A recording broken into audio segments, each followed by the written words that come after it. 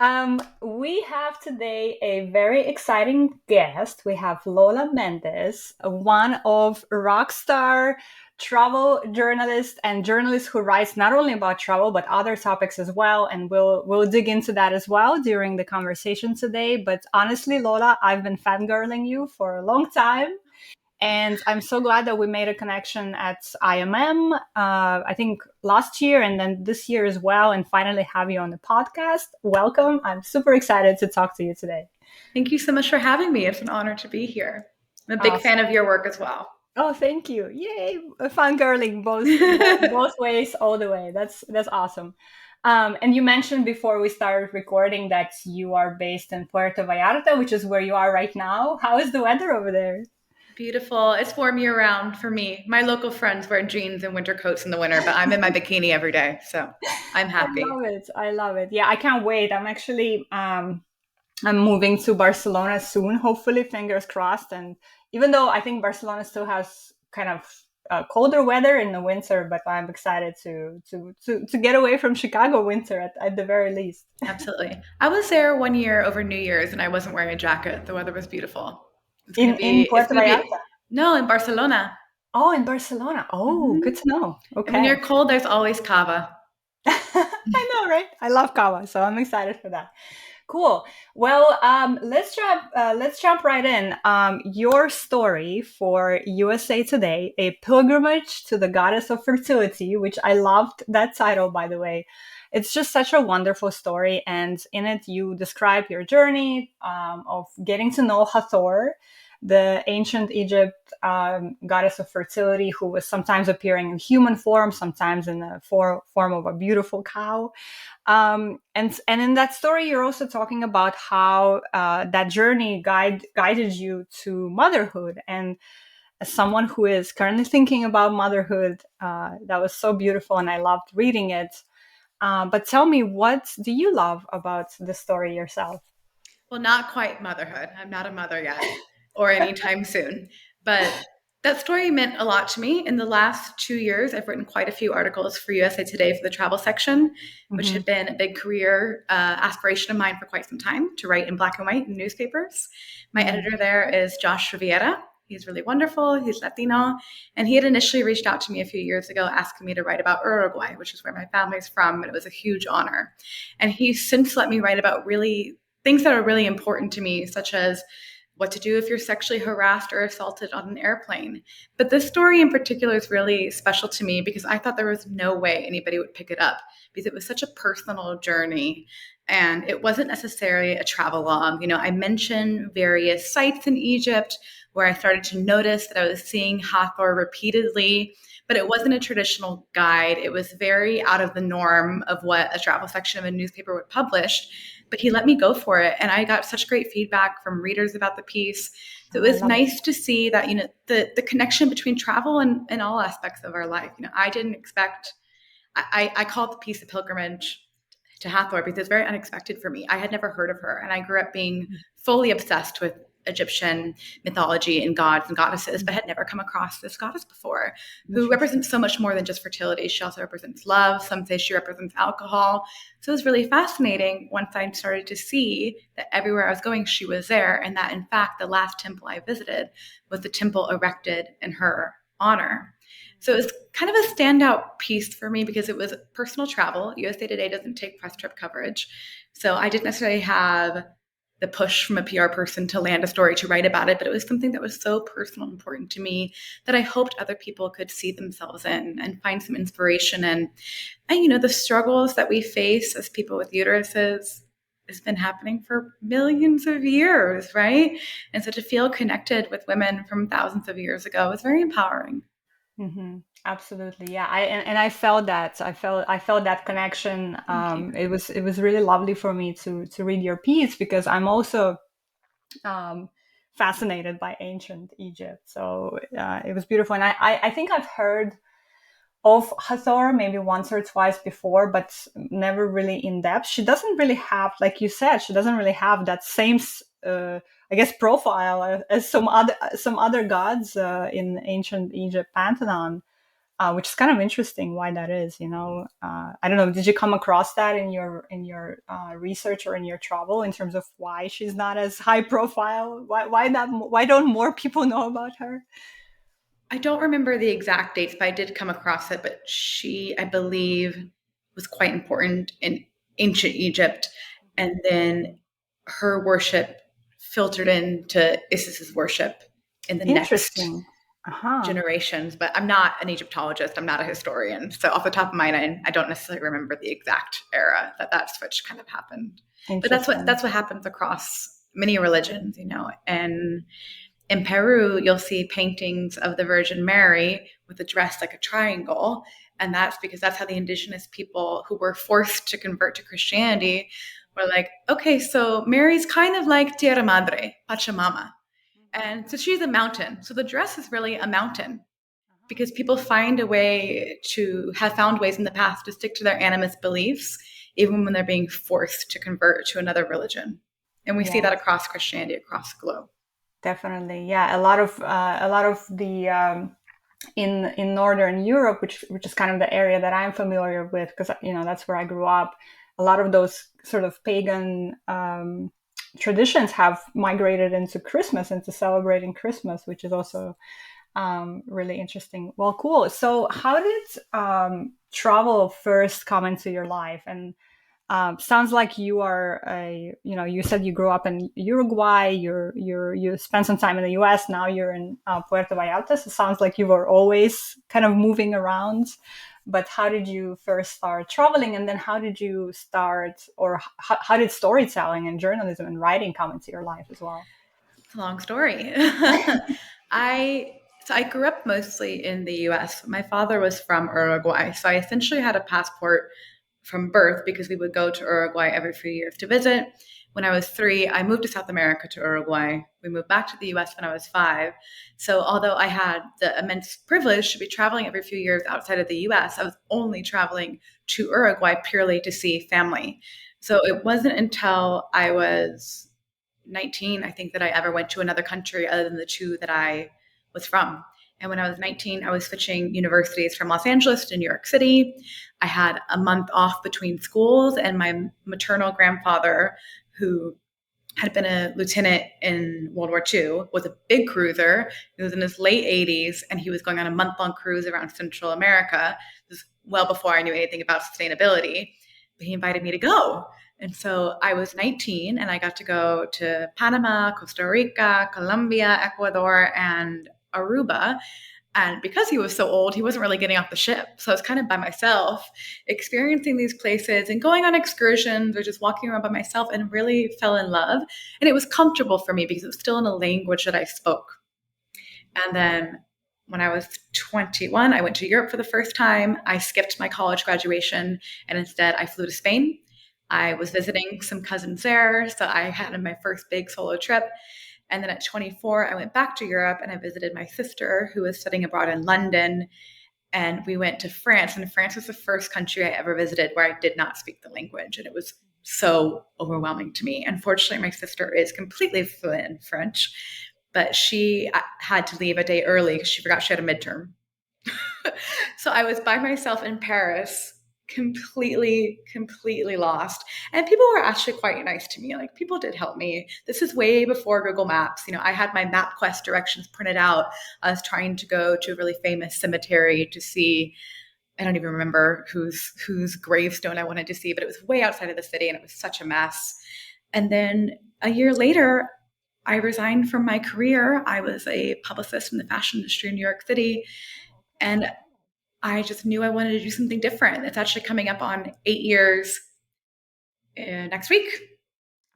And I thought that I was going to move to Uruguay. I wanted to start a nonprofit focusing on helping women who were dealing with domestic abuse have a bridge out of that violence through craft. We have a big craft industry in Uruguay, and we have, unfortunately, a very high rate of femicide. And I didn't do that. And I'm so grateful I didn't, because I knew nothing about how that would have worked at the time. And instead, I moved to Spain. And That's why I really started to learn about decolonizing my mind, because I grew up thinking that Spain was the motherland and my ancestors, and not really ever having anyone tell me the reality that Spain was actually, very violent and murdered my ancestors. So that was a really big shift in my life. I was 25. From there, I lived in Italy, in Florence, and I suddenly lost my job. I had less, I think, than $1,000, and I refused to go back to the US. So I took an 18-hour bus from Florence to Zagreb, Croatia, and I spent the summer in the Balkans. I was cleaning hostels, and I was looking for ways to make money. And I saw there was a website called hostels with a Z.com, and they were paying $10 to make hostel reviews. And I was like, great. That's less than in the Balkans at the time. That was less than what it cost to stay in a hostel. Oh, So wow. that was enough for me to pay for my accommodation and my food. So I'd switch hostels every 2 or 3 days and was able to get by.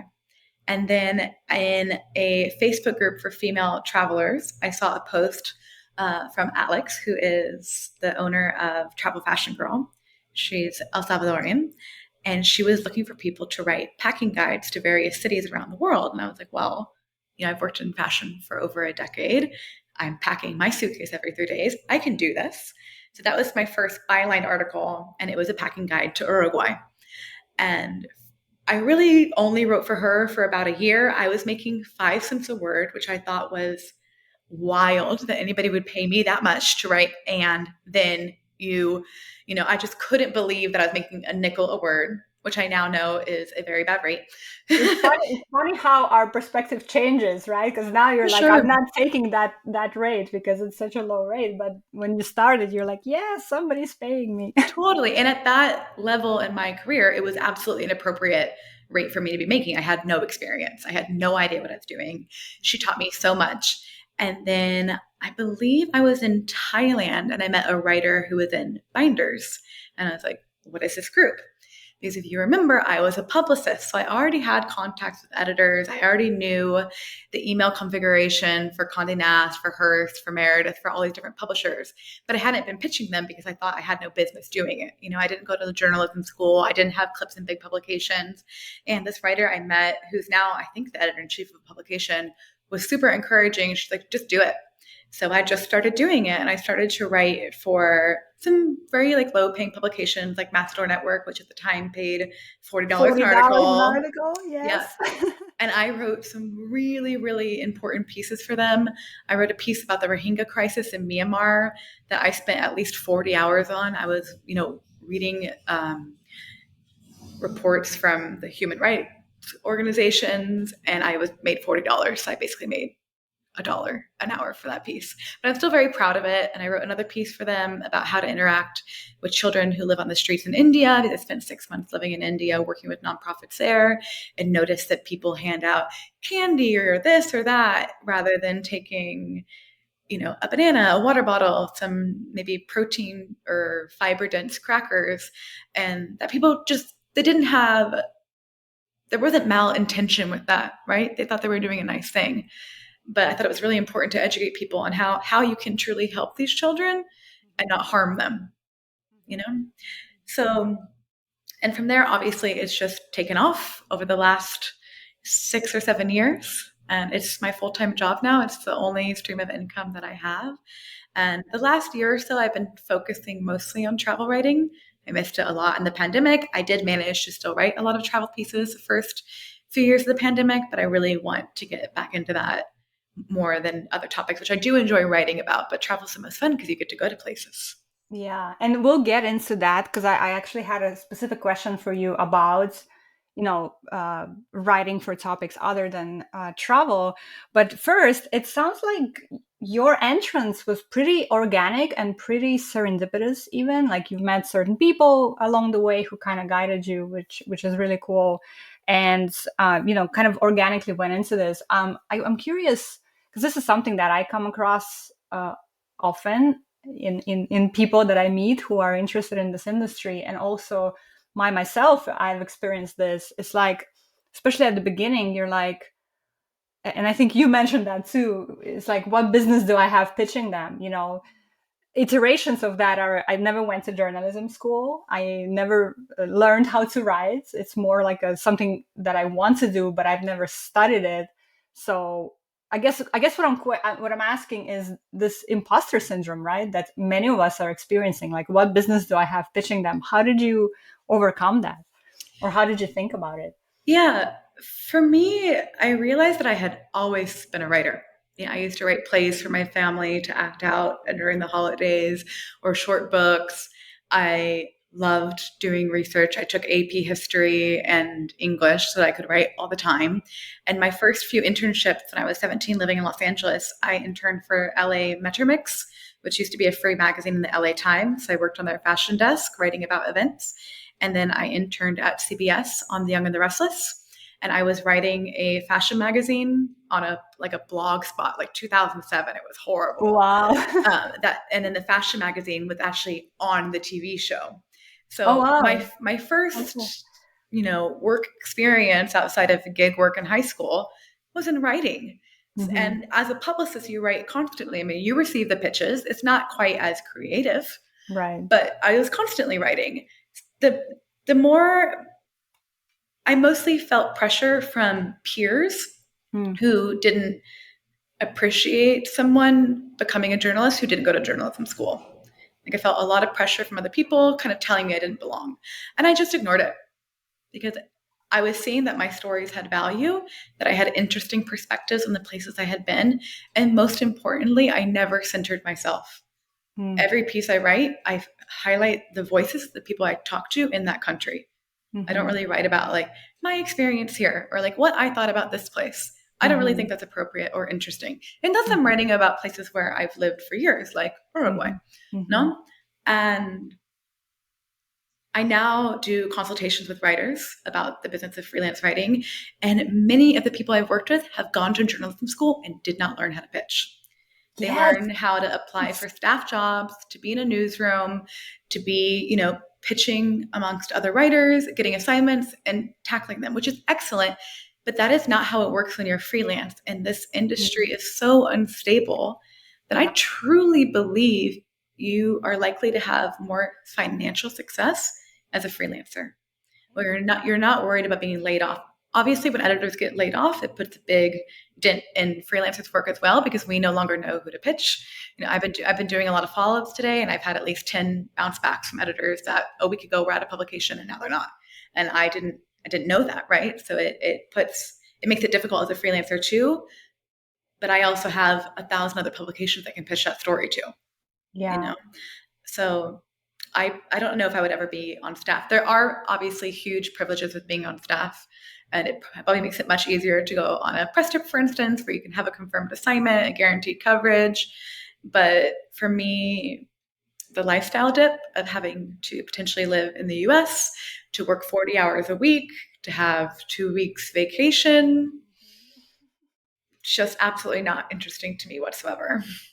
Oh my goodness, I love that. So many things you said in there that I just resonated with so much. But there are two that I want to sort of pull out. One was, um, I think what you said is really important, that you don't center yourself. You center other people and their experiences and their voices and their perspectives. And I just want to drive that point home because a lot of people who I speak to inside travel media community and elsewhere too, they still have this kind of idea that travel writing is similar to travel blogging, which travel blogging Mm. is often about, I went here, I did this, it's all about me and my own experience. And that's why people actually read travel blogs, I think, because they want that perspective, that personal perspective.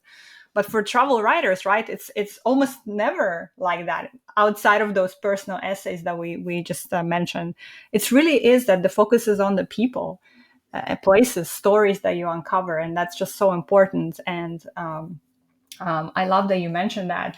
And then the second piece that you said, which I was like, oh, my ears perked up. Your point that you think that freelancers can actually make more money than editors in terms of, because I guess tell me more about what you mean there. How do you think about that? Yeah, I mean, it's something I used to be very transparent about on Twitter. And I had Mhm. a lot of haters, a lot of people saying I was lying and just being really violent and aggressive towards me. So I stopped sharing it. It's actually why I launched my newsletter, because I Mhm. was sharing every month on Twitter how many pitches I had sent, how many have been accepted, how many hours I worked, and how much money I made. Amazing. And Amazing. people didn't People were believe. against that? Why were they against that? They were, There are a lot of people in this industry who would prefer that other people don't get ahead and that operate in the scarcity mindset. I'm sure yeah. you've come across that. Yes. Yes. It's so important to me to be transparent because, like I said, I didn't go to journalism school. I had Alex, this wonderful editor at her blog, who taught me so much, and then Ceci, this woman who told me about this Facebook group. And without them, I don't know what I would be doing for work right now. So I want to pay that forward and showcase that you can be successful.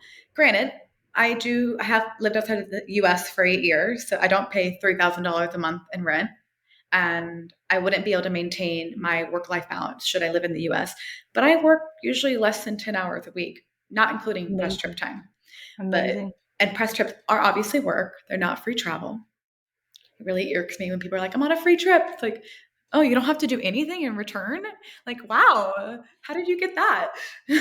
But I don't go to places I don't actually want to go. So when I'm on a press trip for a week, for 2 weeks, and it's 24/7 nonstop, I don't clock those hours because I want to be there and I am enjoying the Mhm. experience too. But Mhm. anything else, like even when I'm doing my taxes, I have my timer going because in the beginning of the pandemic, when I obviously, like anyone else who focused on travel writing, lost all my retainer clients, had many stories that had already been commissioned, be killed, and for weeks and weeks and weeks wasn't getting any commissions and was like, oh my God, I'm never going to write about travel again in my life. And I felt like I was working 80 hours a week, but I was on my computer, I was on Facebook, WhatsApp, Twitter, Instagram, and like sending an email an hour. And I realized I was so drained and felt so burnt out because I just considered my computer to be open to be time I was working. Now, when I'm working, I don't do any social media, any texting that isn't related to what I'm working on, right? And I realized that, oh, I actually work much less than that. And it helps me figure out if a story is worth my time. If a story is only going to pay $200, but it takes me an hour to write, okay, I'm good with the 200 an hour rate. That's what I aim for, and it's what I usually hit each month, about 200 an hour, about 200 per hour that I work, and that includes research, pitching, emailing, following up with sources, editing photos, like anything related to what I'm doing for work. I time myself, and for instance, I think the highest paying story I've written this year so far was $2,225, but that story probably took me about maybe 5, 6, 7 hours to write. So I made a great hourly rate. And I've done some pieces like that before that weren't necessarily super, that piece was interesting to me, but I've done some other pieces that weren't super interesting to me, but I basically was making $300 or $400 an hour. So Yeah. great. That gives me more room to write some lower paying pieces about topics I'm really passionate about or press trip coverage. Yeah. Oh my God, I love that so much, and I think our audience is gonna love this as well because there's so many um, very insightful recommendations that you're making here, and one of them is know your time, know your work, right? Know where your time is going and how productive you are, and how many hours you're spending on various tasks associated with, again, pitching, editing, writing, which I think is super insightful. And productivity, and being distracted by social media and being drained by that, it's so important that you are aware of all these topics and you organize your week accordingly so that you're more productive. I just love that so much. But you said something in there. What was it? You said you try to figure out if the story is worth your time. So how do you actually do that? Is it because I want to pick apart a bit your process of coming up with stories and pitching them? Is it because, let's say you have an idea and you're like, okay, I know it would be perfect for afar, and I know afar pays on average X, and I know that probably based on my experience it would take me an hour to write it, so is it worth my time? Is that the process, or kind of how do you think about Yeah, that? basically, I mean, there's a practice that people use that's like prestige, pay, and a few other P's that I don't remember. But mine Mine follows a similar drift where first and foremost, does it pay my rate? So I try not to write anything that's under 50 cents a word. I would really like that to be 75 cents a word, but that just hasn't been very realistic given the landscape of media right now as we continue to be in COVID and many, many publications continue to have a frozen freelance budget. The second is how much time do I think it will take me to write? How many people do I have to interview? Am I already intimately in the know on the topic? I don't really write much about things that I'm not super aware of anymore, unless it's something that's really exciting to me. So I wrote a piece recently about sustainable banking and investing, which I knew nothing about, but I really wanted to know about, right? So again, that's kind of when I feel like I'm getting paid to do homework. And so how much does it pay? How long will it take me? Is it a topic that's really important to me? Does it support a nonprofit? Does it support a company that I think is doing really cool work? Is it someone who I really think deserves to be profiled? The fourth would be if it's press trip coverage. Obviously I try to make the most amount of money I can from my stories, but once I've pitched some of the big hitters, maybe I move on to a publication that pays a little bit less. But I usually write multiple stories out of a press trip. I think that is what makes the most amount of sense as a freelancer. I don't understand how people can survive if they write one story per trip as a freelancer, but that's just me. And I feel, and then the other one I've started to consider is my relationship with the editor and the publication. So how has my relationship been with the editor in the past? And obviously I don't really pitch people who I've had a bad experience with, but was I paid on time? If I wasn't paid on time, did the editor advocate for me? If they were in New York and they paid late, did they pay me double as per Freelance Isn't Free? So I started to think more about the business side in the last year or so. So I have a pitch tracking document where I think the column is publication, the story name, did I file an invoice, yes or no, or what different third-party website do they use for that, the due date, when I was paid. So then I can see, I filed this January 1st and now it's March 23rd and I haven't been paid. I don't want to write for them again. I don't have the luxury of waiting 2 or more months to get paid. And some publications, especially print, pay on publishing, but they're upfront about that. So you know that when you're signing your contract, and then you can set aside whatever you need, knowing, okay, that $2,000 isn't actually going to hit my bank account for 6 months. Right. Oh my God. I think a lot of writers, that's why I call my consultations the business of freelance writing, because I think many writers don't approach this work as a business. And you have to, it's what it is. I mean, I know there are plenty of writers who write for a hobby who are independently wealthy or have wealthy families or wealthy partners. That's fine and good. But for the majority of us, we're doing this to make a living too. Like we're writing for work, for money. Yeah. And I love how detailed oriented you are and how you just really approach it as a business. That's really smart, and obviously it's paid off for you because you've written for so many different publications. We'll mention some of them, like CNN, like Food and Wine, Cosmopolitan, and others. And you said you've been doing this for 8 years now, and this is your only source of income, which is really cool. So I guess I'm curious, two things I'm curious about. One is how did you first think about extending into other topics besides travel? Because I know that you write about social justice, about veganism, about beauty and wellness and other topics as well. So how did you first think about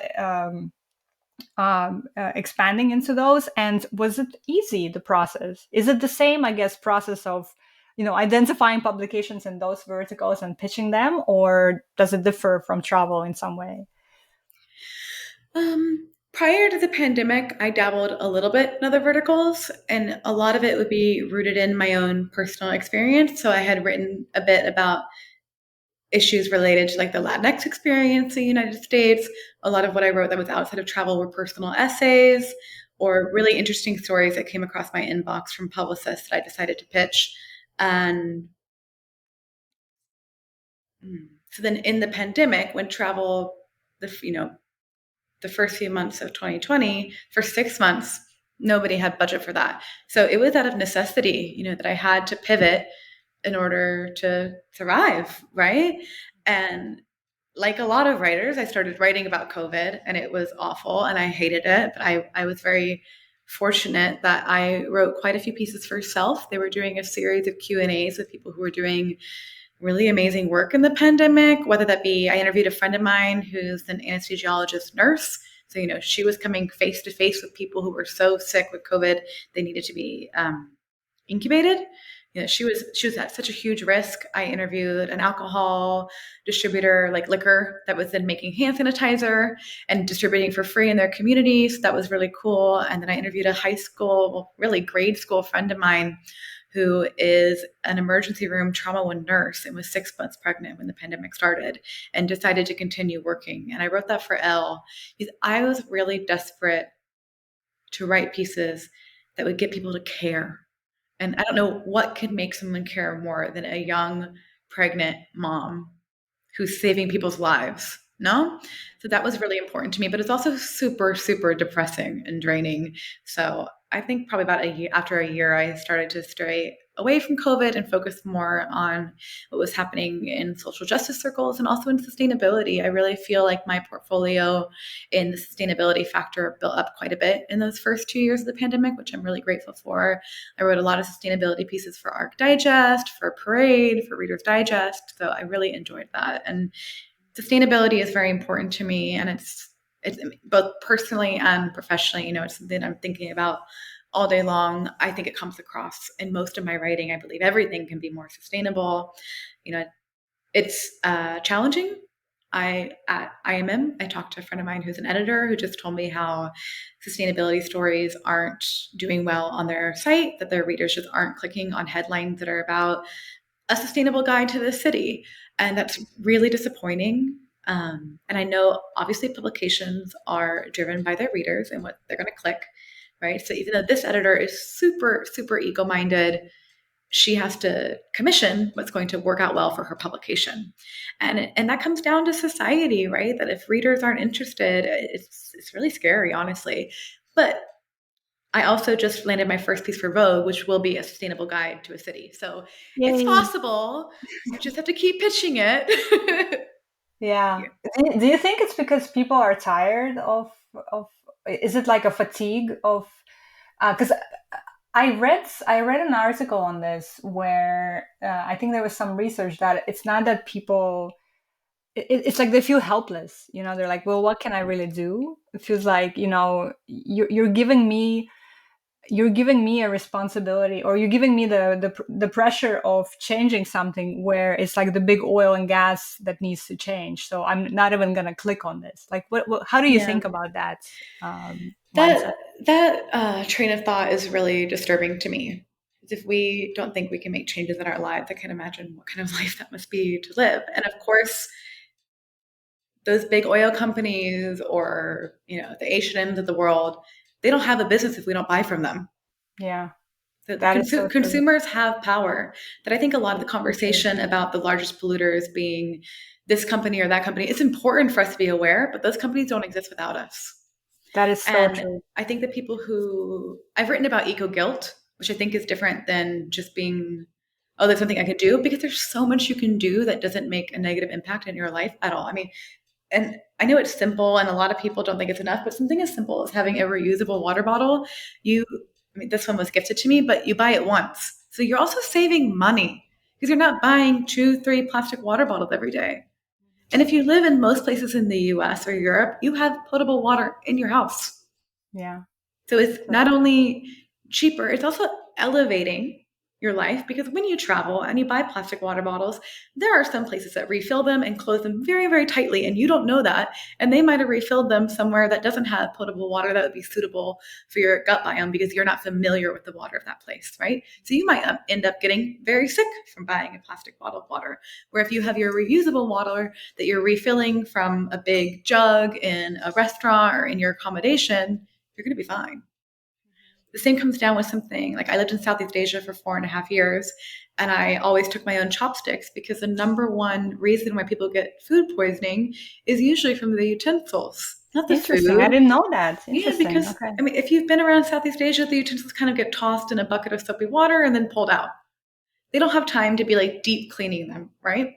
And many probably have single use chopsticks, but why wouldn't I spend $2 on reusable ones that I don't have to use the plastic, I'm not wasting the wood, and I can go home and clean them and ensure my own health and safety. It's just like little things like that, they do make a big difference. Yeah, totally do. Totally do. I love that. I love that conversation. And I agree with you that it's kind of depressing to hear that, you know, people aren't clicking on those stories and those on those titles. But that's why it's important to, in every opportunity we can, to have this conversation, right? And to dispel some of these myths. I was wondering, when you were talking about writing for self, and doing some of that other work that again is not about travel, how did you find some of those? Because at least personally for me, like I have now with 6 years of doing this, I have a pretty good network now of, you know, people in the industry and editors, and I kind of know, but it's mostly travel focused. So if I think about pitching self today, I wouldn't even know what to do beyond the basics of, you know, going on LinkedIn and looking for a self editor, or going and seeing if they have guidelines or the masthead or whatever. Is that how you approach it as well, in terms of like when you're pitching a new publication? And I've never looked for an editor on LinkedIn. I use Twitter. I hope Twitter doesn't go Twitter, away. yeah. Twitter is Twi- a great resource. It's an yeah, amazing resource. I'm not Yeah. happy with what's happening there, but I really hope it doesn't go away. So I just Mhm. use the search tool. I so my both of my editors at InStyle are some of the editors that I realized today are no longer there. And I was following up on a pitch and they both bounced back. So I went to Twitter and searched InStyle editor. I did not find the new editor, but that's how I learned that they both are no longer at the publication. Gotcha. So Twitter is a goldmine for contacts. Binders, you know, I'm in travel binders, which I know we're not supposed to talk about, but I think that's ridiculous. But there are binders which are only for women and non-binary writers, available for many, many different facets of the industry. And then old school, looking at a masthead. Yeah. That's super easy to find. I think it's quicker to find than it is even pitching guidelines. And I subscribe to many different newsletters. I search call for pitches on Twitter constantly. Part of the offering that I give to the writers that I do consultations with is I have a master database of Oh. editor contacts. And I have a Mhm. Facebook group where I'm constantly posting calls for pitches. So they get Cool. access to that. So really, it's like, we've workshopped your pitches. Now you have 2,000 editor contacts. Now you have to send the pitch. Yeah. Which That's is often, as far as I can go. I know, right? Which is often, by the way, what I've come across is like the biggest challenge for people is, you know, you give them, you supply them with all the tools, but then that hesitation at the end, which, you know, comes back to that conversation about imposter syndrome and do I belong here? Does my voice belong here? Which I think is why it's so important for people like you to be speaking out and to say that yes, I do belong here, you know, whether or not I have a journalistic background. And this is something that I believe in as well. This is what the platform is even built upon, is that we all have a voice, we all have an insight, we all have a story to tell. And if we feel strongly that we want to do that, then, you know, we have every right to be here, Right. journalistic background or not. So yeah, I really resonate with that as well. So And we'll talk more. Oh, sorry, go ahead. just that there's so many free resources too. So, Mm. you know, like the interview that we're doing now and the past podcasts that you've done with other writers, I I don't know how many podcast interviews I've done. Maybe this is my sixth or seventh, but I put them all on my consultation page. So before you even get to my price structure, you get to freebies. So Yeah, I think I after saw this, I that. think I'll have 6 hours of podcasts that you can listen to, several articles that I've written about how to pitch. So if you don't want to invest in it, that's okay. But you have Hmm. to take the time then Yeah, to read or to listen. And I find a totally. lot of people have a lot of expectations that you're just going to be available, especially people like us who are very transparent in our experiences. I get lots of DMs daily. People don't even say like, "Hi, I'm so and so. How are you? I really enjoyed this piece." They're like, "Hey, who do I pitch here? How much money did you make there?" And I'm like, "Oh, I don't know you." And And I I don't owe you actually anything. I don't owe you anything. and I try, and I think I give a lot, right?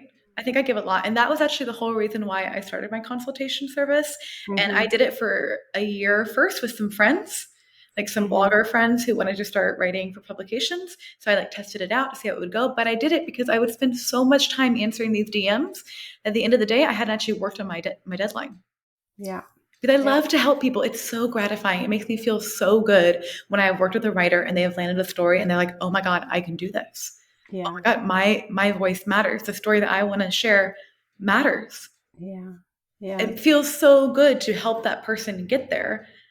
But I can't do that all day. I also have to make a living.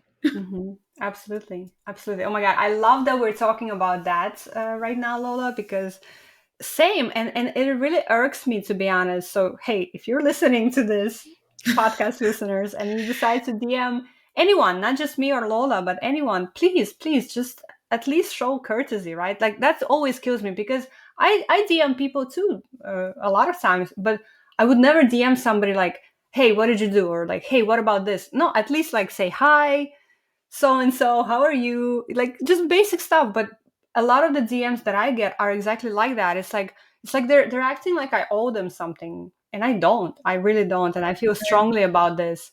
Um, and that's why I started charging for also consultations. And now when people send me those DMs, I'm like, if you want to dig into this, here's a link to my consultation. Right. I honestly don't have time for this Yeah. because I am a freelancer as well.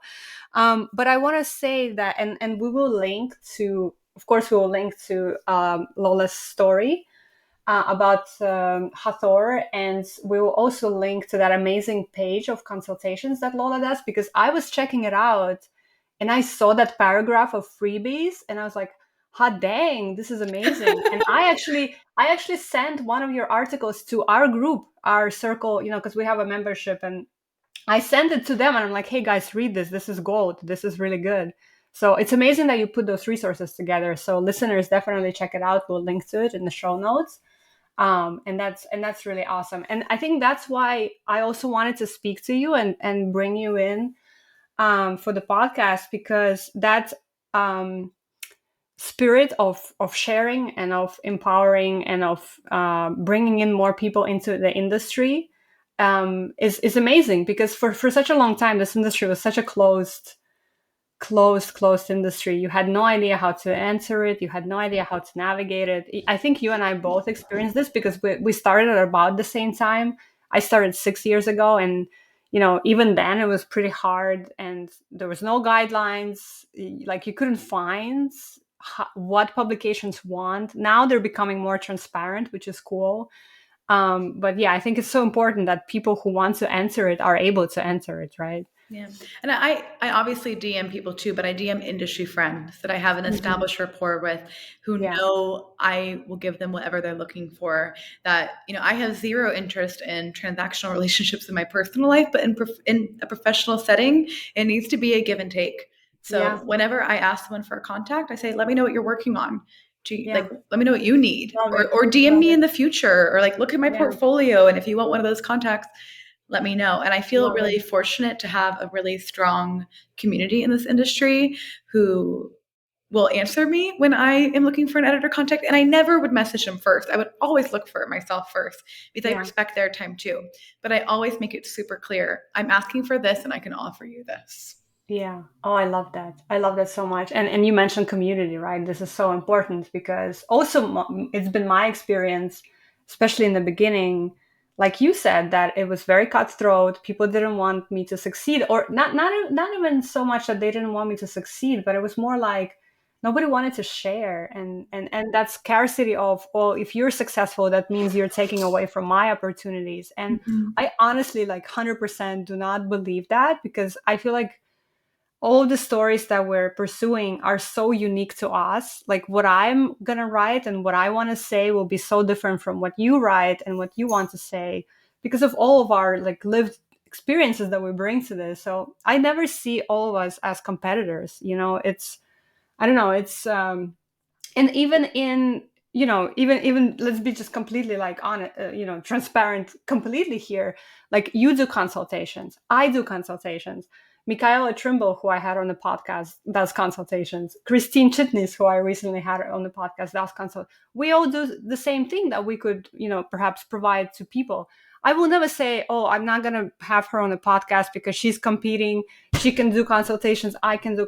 I'm like, no, like, dude, like, we all can do everything and still be successful because I believe that people are drawn to other people for, um, we all find our people, let's say, right? So somebody would be interested in working with me because of my style. Somebody would be interested in working with you because of your experience and your style. So that's one. But two, also, the pool is big enough, honestly. So no need to feel like, oh, like it's mine. I don't want anybody else to, like, I don't know. I feel very strongly about it. No, I fully agree with you. Yeah. Awesome. Well, I'm so glad, and yeah, definitely check out consultations that Lola does because we're gonna link to it, and she has amazing experience and expertise in this field. So speaking of expertise and experience, so obviously again you've had so much experience. You are very skilled at coming up with ideas, coming up with stories, and then pitching them and placing them. What would you say is the biggest misconception that you come across for this profession or for what you do? Oh, that it's just glamorous all the time. I love that. We get massages every day and we fly first class everywhere, and editors are waiting for our pitches and they're going to offer us thousands of dollars. Like, it's a lot of Wouldn't work. that be amazing? Like, it's a lot of work. I cannot imagine doing anything else in my life, but I don't know of many other jobs that have so many unpaid hours. Like, Yeah. so much unpaid work goes into a story. Right. The piece I wrote about sustainable banking, I had been pitching that for over a year and a half. Mm. And that is the piece that I was paid $2,225 for. So it worked out. Yeah. But it doesn't always work out like that. Years worth of time that you spent on, right? And at that point, after pitching it for a year and a half, I really believe in my stories. I will pitch them until they land. I don't care how many years it takes. I would have, if I pitched it somewhere else and they offered me 300, 400, 500, I would have also been thrilled. But there's just so much unpaid time that goes into even sending a pitch, especially when you have countless rounds of edits. If the editor completely changes the direction, goes off the brief, goes off the scope of work, we're just expected to say, okay. And I push back. I say, we've really, for an additional graph, what's your budget? Like, that wasn't a part of the brief. I should have been told this up front. That's not a misconception, though. But I think a misconception is that it's just the same as like travel influencing, which is not. I have been on trips with travel influencers who are being paid $30,000 to be in the place and post pictures of themselves in the place. And that's it. So, and I'm not saying that's not a lot of work, because it is. Yeah. But it's not as much work, unpaid work, and like pitching, right? Because they're going to write the piece for themselves. They might even just be writing an Instagram caption. Yeah. And that's okay. But I think we should keep these things very separate, because it can be really hard to be on a trip with someone and you're up till 1 a.m. writing a story, and you will maybe make $1,000 from 3 stories about the trip, and the person next to you is making $30,000 from the company directly. They're 2 different fields. There's a lot of gray in between them, but they're very, very different.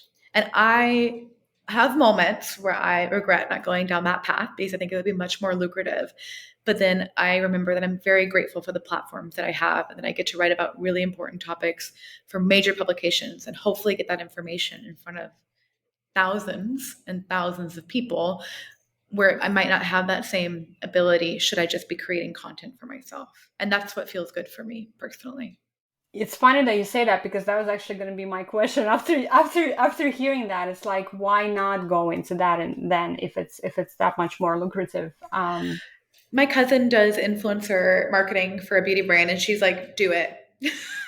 And I, every once in a while I do a sponsored post if it's something that's super relevant to my ethics, my perspective on things, but it's a very fine line, and I wouldn't ever go on a press trip where I was paid, because then I could never write about that press trip.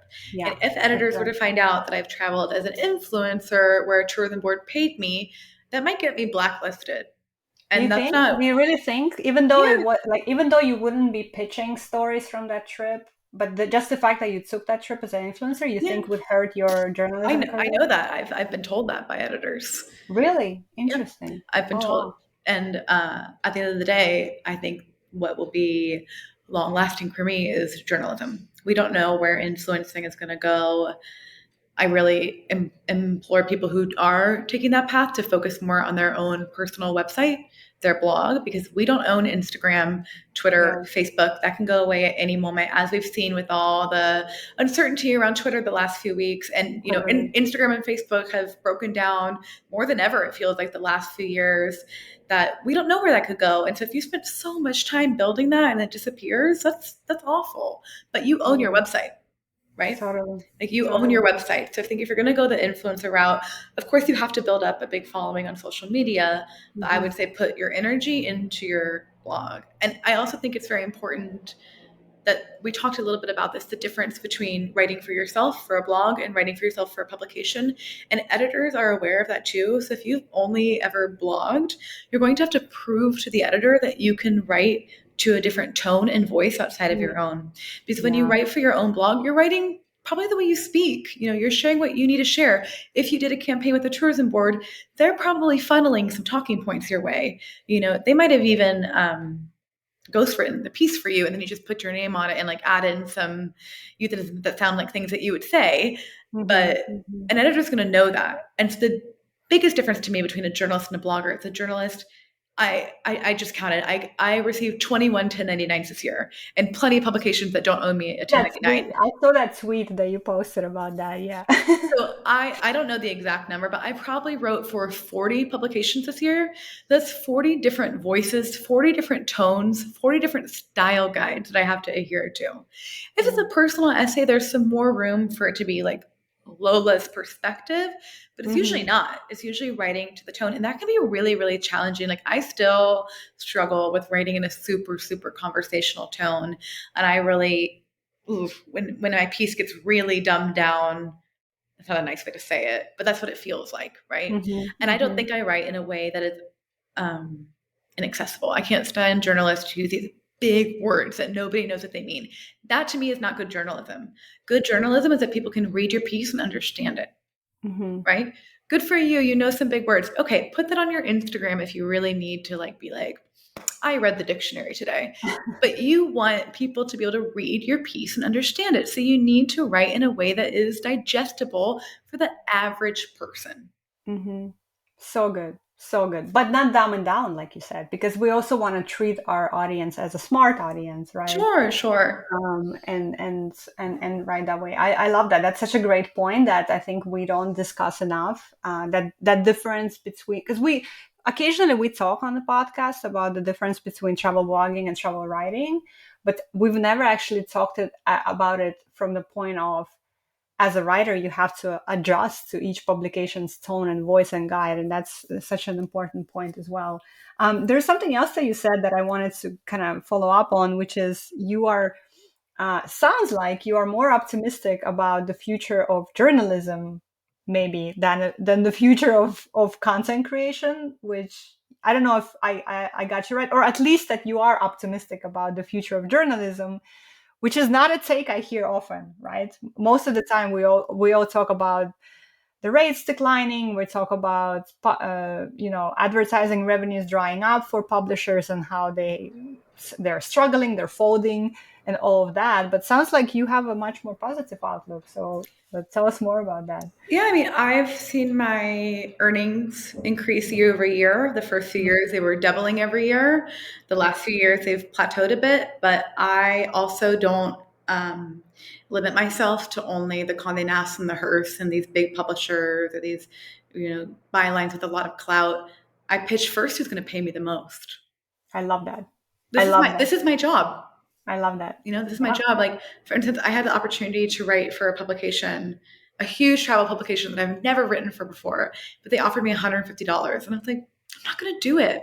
And that was about a year and a half ago. And I've had moments where I was like, oh, if I had that byline, would it help me get more pieces in that publication? But no, at the end of the day, I need to make money. And so I pitch such a wide breadth of publications, and I don't pitch publications that pay under my rate. Yeah. So, and it has been going fine. And last year, I don't remember the exact amount, but over 50% of my work last year were assignments. Those were editors reaching out to me with assignments, relative to my areas of expertise, whether that be travel, sustainability, Latinx issues, veganism, social justice. They were coming to me with ideas that were a perfect fit for my areas of expertise. And that was a joy. I feel like I was like, oh, I've made it. Yeah. And I love pitching. I'm an idea machine. I just counted. I've sent 75 pitches this month, which is the most I've sent in quite a few months. And not a lot have been accepted. I do think travel media right now this year has been a struggle. And I thought it was just me because I've been taking a lot of personal time off, but then I'm seeing in binders and in other places a lot of other writers saying it's been really hard to land stories.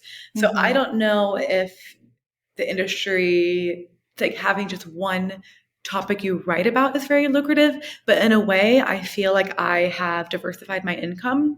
While it's all the same industry writing, they're different verticals that I'm pitching. So when travel is taking a dip, maybe I focus more on sustainability stories. If maybe people aren't so interested in that, like what's happening right now, maybe I look more towards social justice and just constantly doing a rotation. And if I had 5 hours to do nothing but come up with ideas, I'm sure I could come up with 100 story ideas like that. I think my background in public relations really like groomed me for that, because I worked in a strategic branding agency. So essentially my job was to come up with ideas all day long. And I would come up with ridiculous ideas. I worked on Adidas Originals when I was 21, and I was like, let's send a sneaker to the moon. And I loved sitting at a round table and having someone else be like, okay, let's make a hologram in Times Square. And I was like, yes, great. Where like my ideas have been so out there, and then other people kind of like, okay, let's bring this back to reality. But I've always been an idea machine, and also having a background in public relations made me super nimble to rejection, because you get rejected as a publicist probably more than a journalist, honestly. And you just learn to be like, okay, great. This article isn't right for that editor. Thank you so much for responding to me. I don't email them back and say, thank you for responding for me. I don't need to take up more space in their inbox. Unless it's an editor I haven't written for before, I will email them back and thank them and then say, what are you looking for right now? Especially if they've said, please keep pitching me. I try to keep the conversation going. But if it's an editor I already know, okay, that's not going to work for them. I don't have another pitch for them right now. Let me just put that in my pocket for later. So what I usually advise to the people that I can do consultations with is to have maybe a list of 5 to 10 publications you could see a story being in before you even send the pitch.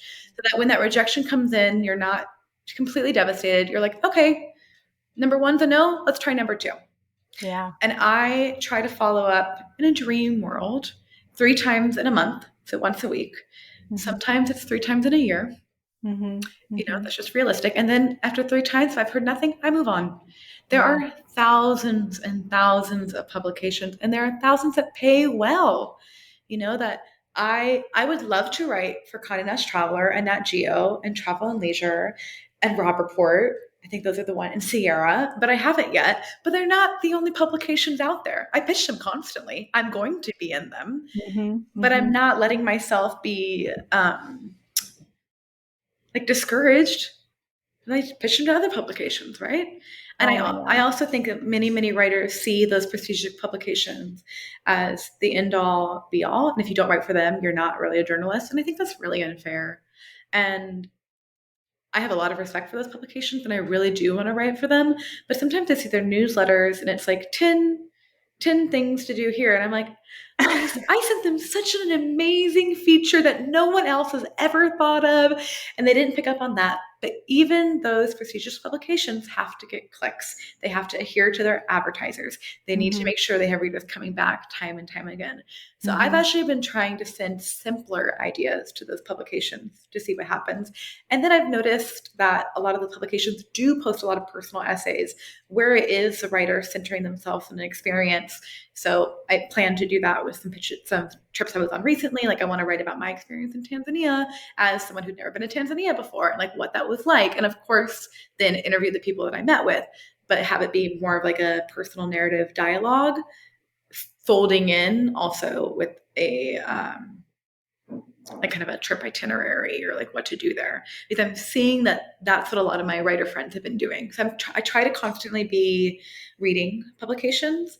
And I'm not so good about like going to travelleisure.com and reading stuff, but I'm really good at, oh, my friend wrote this. Oh, my friend wrote that. Oh, I want to see this, because Yeah, I want them to get the clicks, but I yeah, also want to see like, totally. and they'll often tell me what editor they pitched. And I know, okay, this editor is looking for this kind of approach to a city guide or these kind of people to feature. Oh my God. Lola, you just said so many amazing things in the last 10 minutes. Like, Oh, seriously, I think this is like the most gold-filled part of the podcast ever, because just so many great things that audience really pay attention to what she just said in the past 10 minutes, because from the fact of like I don't accept stories below my rate, which I think is super important. We talk about this inside the community all the time, how we have to, and by the way, always ask for more, which is what I preach my people, is that when you get that acceptance, always ask if there's room in the budget. um of course within limits. It depends on, like, if the rate is like $3 a word, I'm not gonna ask for $4 a word maybe, but of course it's not the case you're going to where respond right away. Yes, I can file tomorrow. I know, right? But so it's so important to be standing your ground with your rate. It's super important. Follow up, how important follow up is. We talk about that all the time as well. And what you said just now about, the fact that somebody hasn't written for CNT or some of these other ones doesn't make you any less of a writer. Bravo, bravo, right? Like, but people have these notions, these a bit warped perspective. So I was so happy when you said that. That was amazing. Man, Lola, I feel like we could speak so much more because we are aligned on so many different things. And how did the hour go by already? Because we are just now starting to get into some really good things, right? Um, I have to have you come back to the podcast at My some point pleasure. if you're available. But we're going to start wrapping up here. And so we didn't really talk about this at all actually today. But how do you think about this experience of being a woman who is doing this work? Because what I've experienced and what I feel when I come across other female writers and photographers is that imposter syndrome, man. I know men experience it too. I know it's not, I know everybody experiences it, but really it cripples us sometimes. We're just so much more impacted by it, I feel like. And it's, Mm. from everything from how we've been socialized to how we see the world around us. So how do you think about, or how has your experience been in the space? I refuse to let my gender be something that holds me back from Mm, my goals. I definitely see that. And I think that women are raised to be grateful for whatever we can get and not to cause problems. And I say, screw all that. What's hard for me is that I come across many white men in this industry who get away with things that I would never even dare to do. For instance, pitching the New York Times oh when my God, about yes. a press trip coverage, where the New York Times, you cannot write for the travel section if you've been on a press trip in 3 years. So I do Right. not pitch them because Mm-hmm. I respect their regulation. I don't agree with it, but I've Mm-hmm. been on many, many trips with white male writers who just completely ignore that. And I don't know if that's a gender thing. I don't know if it's a race thing. Like, I don't feel comfortable doing something like that. And as far as negotiating, I really let it motivate me knowing that Latinas have the widest pay gap in the United States. We generally make around 50 to 55 cents to every dollar a white man of our same educational and professional background makes.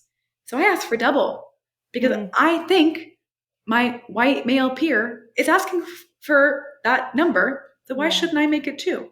I don't Yeah. always get it, but I refuse to be underpaid for anything that's outside of my control, my demographics, whether that be my ethnicity, my sexuality, my gender. Mm-hmm. I love that. I love that. That's such a beautiful take on it, and such a powerful take on it. And I hope that more people can arrive to a point where they feel the same way. Amazing. Well, so we're going to be wrapping up now, and as we do, I wanted to ask you, what would you want to say to somebody who's maybe listening to this podcast right now, who's maybe done some writing here and there, or maybe have, you know, maybe has done some writing but hasn't been published anywhere, and maybe they're looking into this industry and they're interested, but they also feel like maybe they don't belong, what would you say to them? Well, I would tell them first and foremost to ignore anyone who tells them the industry is too saturated, that there are I already love too that. many travel writers, because like Love I that. keep saying, there are so many publications. I wouldn't necessarily start with a huge publication. I would start with one like Matchdoor Network works with a lot of newer writers, like they did with me, and a lot of bloggers turned writers. So, start somewhere that's reasonable, but ignore anybody who tells you there's not space for you, because there is. And I just had something else in mind. I lost it. That's okay. That happens. But I love that. I love that.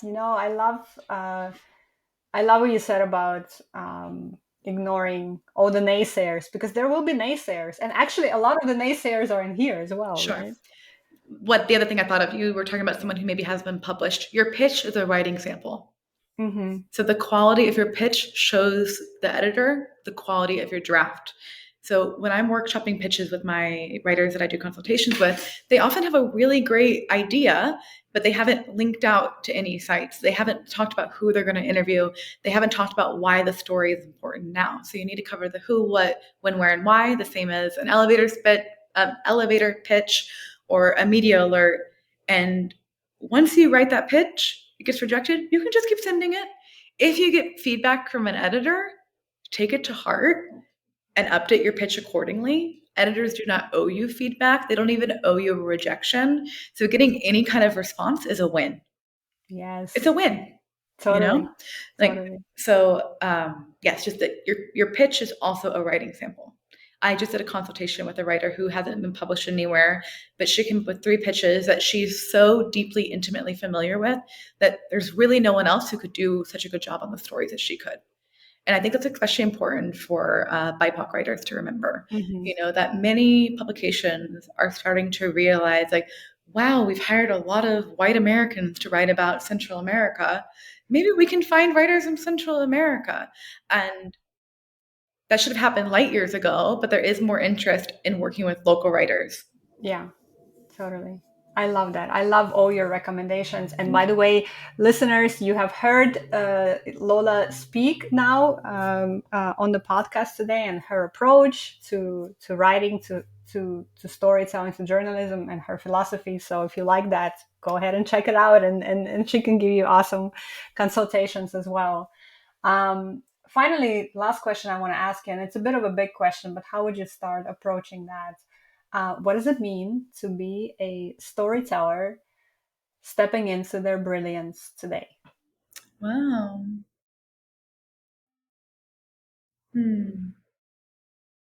What does it mean? I think one of the most important lessons I've learned was from my editor at InStyle. I keep talking about her, Laura Norkin. I wrote one of my first personal essays for her, and it was about how growing up wearing thong bikinis in Uruguay helped me embrace my body. And my first draft was a diary page, and she really was like, "This is really a great personal story, but where does anyone find themselves in this?" And Mm, so I really learned that every story readers need to be able to find themselves in it, be inspired, or be curious. love So that. I think storytellers, it's great to tell stories, but what is the value that you're bringing?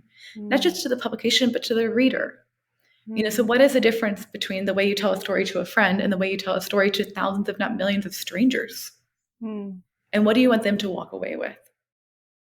I don't have time to respond to all the emails I get from people who read my articles, but I really appreciate it when someone has been so moved by my story that they feel the need to email me, even if it's hate mail.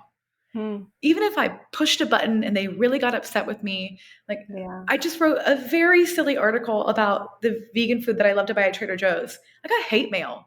Oh, I wow. don't know I don't know what these people are doing, but I provoked them so Mm, much that they felt the need to find my email and email me their unsolicited opinion. So wow. whether they like it or not, they engaged with my work.